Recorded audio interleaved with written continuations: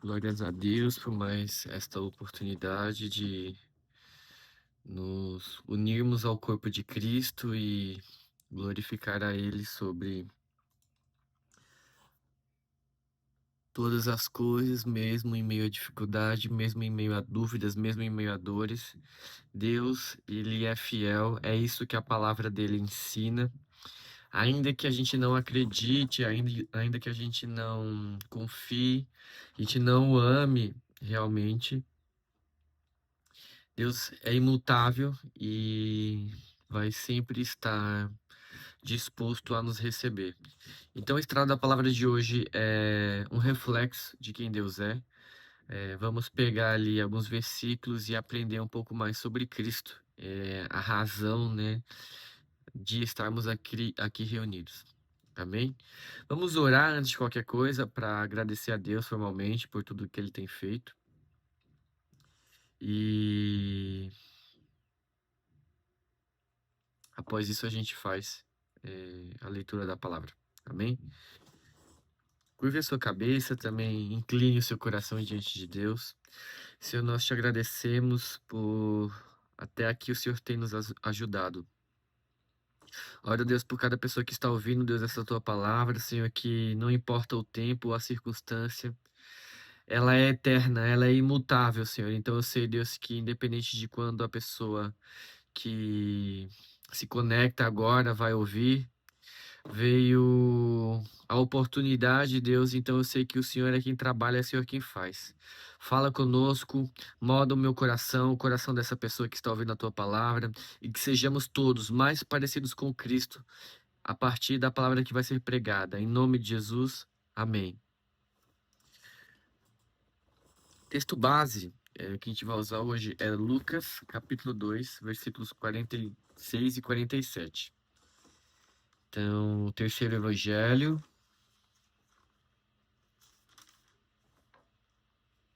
Lucas 2:46 diz assim: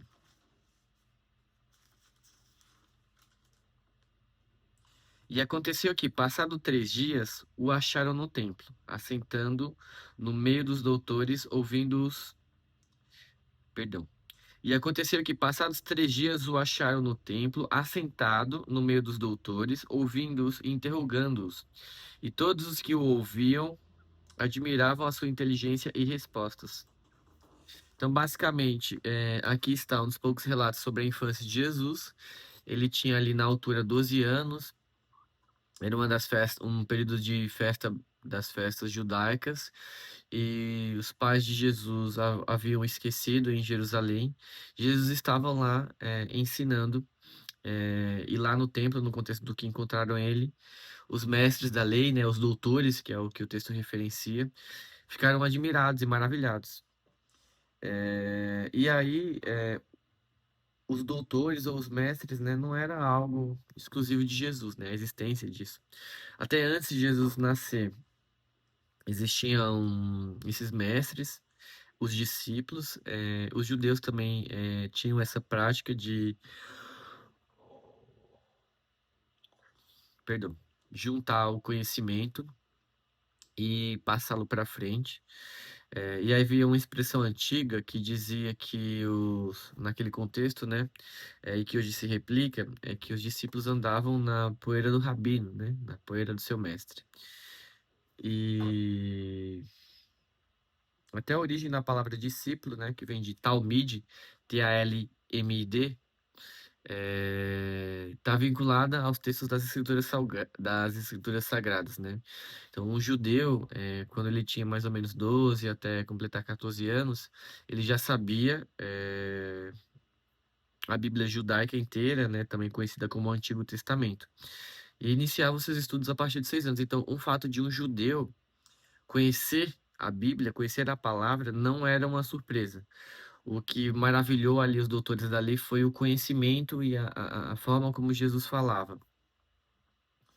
E aí, ser discípulo é o convite para todo cristão. Discípulo de quem? De Cristo, do próprio Cristo, o Mestre. E a gente pode ver isso, por exemplo, a referência sobre ser discípulo lá em 2 Timóteo, então outro livro do Novo Testamento, capítulo 3, versículos 10 e 11. Vamos ler lá?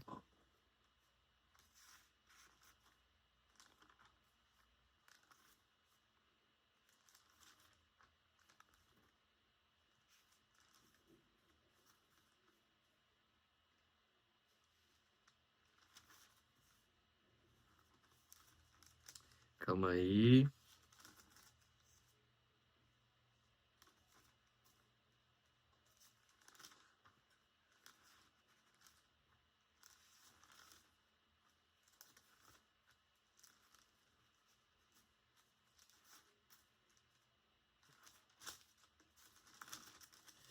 Segunda Timóteo, desculpem a demora.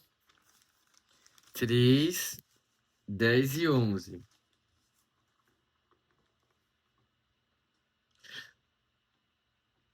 Diz assim: Tu, então Paulo referenciando, fazendo uma carta, né, ao discípulo Timóteo. Tu, porém, tens seguido a minha doutrina, modo de viver, intenção, fé, longanimidade, caridade, paciência. Perseguições e aflições, tais quais me aconteceram em Antioquia, em Icônio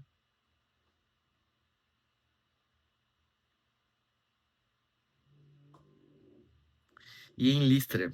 Quantas perseguições sofri, e o Senhor de todas me livrou. Então, chamando a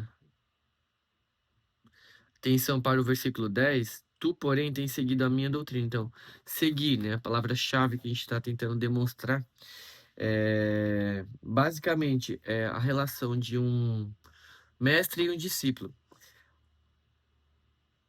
A nossa peregrinação espiritual por Jesus, proposta por Jesus, é o Evangelho. Aquele que segue a Jesus também deve se deixar cobrir pela poeira dos pés dele. Olha o exemplo que eu dei agora há pouco. O Evangelho não é uma doutrina, é uma pessoa. O discipulado de Jesus implica mais do que acreditar em algumas verdades. No discipulado, seguir é imitar. Imitar para se tornar igual ao mestre, seguir Jesus para se tornar igual a Jesus. Deixa eu só mexer a câmera aqui.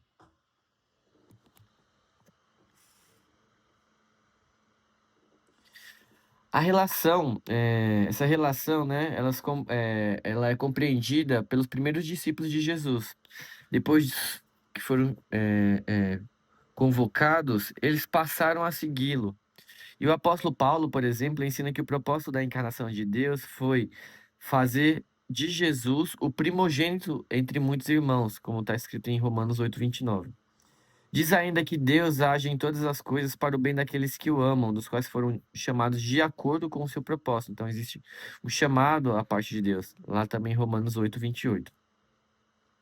Deixando bem claro que o propósito é a nossa transformação segundo a imagem de Jesus, é fazer que o ser humano se assemelhe a ele.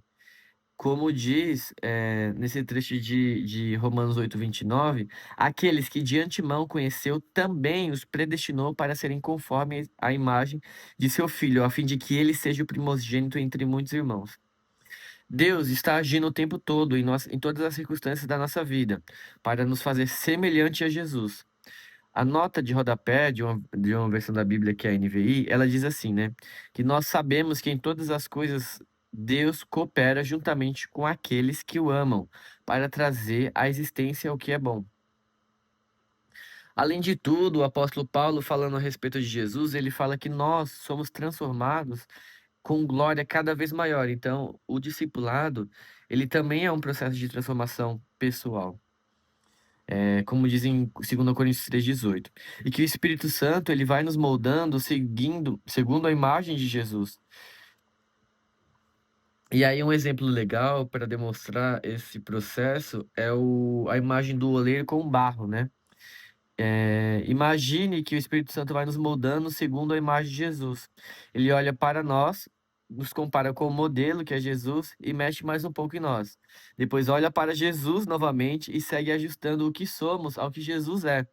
Isso é um processo contínuo, com uma glória cada vez maior. Até que um dia o nosso rosto brilhe como brilhou a face de Jesus lá no Monte da Transfiguração. E aí, você veja que nós somos mexidos, nós somos tira-se um pouco de nós, coloca um pouco da massa, né, do barro em nós, e aí vai se fazendo esse molde para que a gente seja cada vez mais parecido com Jesus.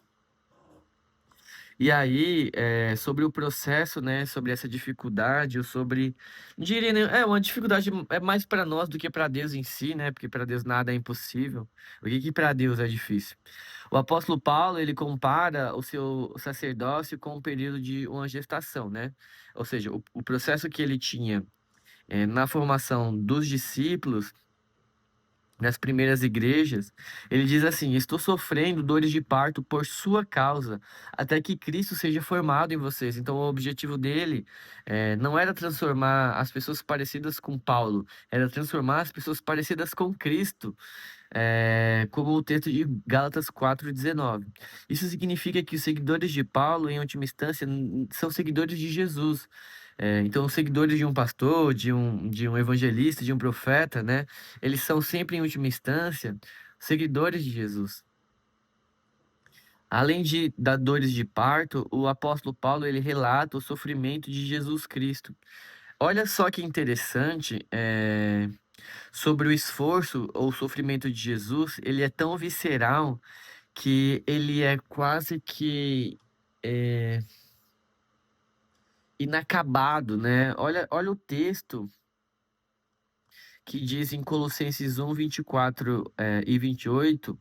Vou ler só um trechinho da fala do apóstolo Paulo, que diz: O que resta das aflições de Cristo em favor de seu corpo, que é a igreja.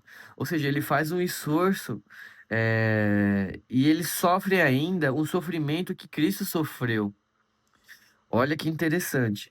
E mais uma vez, justifica seu sacerdócio, dizendo que tudo que faz é com o fim de apresentar todo homem perfeito em Cristo, que é a palavra, e a palavra grega, né, traduzida por perfeito, significa sem que nada falte, seja completo ou seja pleno. Então, indicando a plenitude de Cristo formada naquele que segue a Ele. E aí, sobre esse sacerdócio, em Efésios 4:13 diz assim: Até que todos alcancemos a unidade da fé e do conhecimento do Filho de Deus, que é outro jeito de se referir a Jesus, e cheguemos à maturidade, atingindo a plenitude de Cristo, a medida da plenitude de Cristo. Imaginem, amados, então a gente iniciar esse processo, esse projeto, e sermos reconhecidos como discípulos de Cristo a partir de quem Ele é. E onde está essa referência de quem Ele é? Na própria Bíblia, na própria palavra, a partir do relato dos evangelhos. E a partir das experiências daqueles que tiveram contato com ele, que são as outras cartas, né, os outros livros do Novo Testamento. O trabalho dos guias espirituais, eles implica na emancipação dos seus discípulos. Então, é uma jornada que forma pessoas para que não fiquem presas a si, né, aos mestres, aos professores, para que não sejam mais como crianças levados de um lado para o outro pelas ondas, nem jogados para cá e para lá por todo o vento de doutrina e pela astúcia e esperteza de homens que induzem ao erro, como dizem em Efésios 4:14. Então, é ideal que haja um nível de maturidade e entendimento para que o discípulo ele ande com as próprias pernas. Somente as pessoas maduras e adultas podem cooperar entre si na peregrinação rumo à semelhança de Jesus. A comunidade cristã, que é a igreja, ela é um ambiente onde todos seguem a verdade, que é Jesus em amor. A comunidade, ela é o corpo de Cristo e, como diz Efésios 4:16, todo o corpo ajustado e unido pelo auxílio de todas as juntas cresce e edifica-se a si mesmo em amor, na medida em que cada parte realiza a sua função. A peregrinação espiritual cristã não é de um lugar para o outro, da terra para o céu, ou do inferno para o céu. Na verdade, a peregrinação espiritual cristã implica em mudar de um estado de ser para outro estado de ser, do ser humano à imagem de Adão, lá de Gênesis, para o ser humano à imagem de Jesus Cristo. É verdade que estamos indo para o céu. Isso é verdade. A Bíblia, ela apresenta isso. Mas não apenas para o céu, estamos indo para o Cristo. Nosso destino final não é o céu, nosso destino é Cristo sendo caminho para Deus. Então, quero fazer um desafio para você. Vamos hoje decidir ser aperfeiçoado, ser parecido com Cristo, conhecer mais dele, na sua simplicidade, no seu amor, na sua palavra, a partir do que está escrito nos evangelhos, no texto da Bíblia, e a partir da nossa inclinação e da nossa primeira disposição, porque Deus já tinha nos predestinado, nós vamos pouco a pouco sendo transformados de glória em glória, de vitória em vitória na pessoa de Jesus Cristo. Amém. Então, este é o meu desejo para você, que você seja mais parecido com Cristo. Jesus é real, a palavra é real. Ele continua vivo, continua operante, continua atuante. A Bíblia não é parte apenas de um elemento de uma convicção, um elemento de fé como um símbolo, não. É o manual da vida perfeita, da vida que Deus projetou para nós seres humanos, e há uma esperança para todo aquele que crê em Cristo. Amém? Deus abençoe você. Deixo o meu abraço, crendo que a partir da palavra que foi lançada aqui, Jesus já está operando na sua vida, já está fazendo, já está moldando. Em nome de Jesus eu creio. Amém?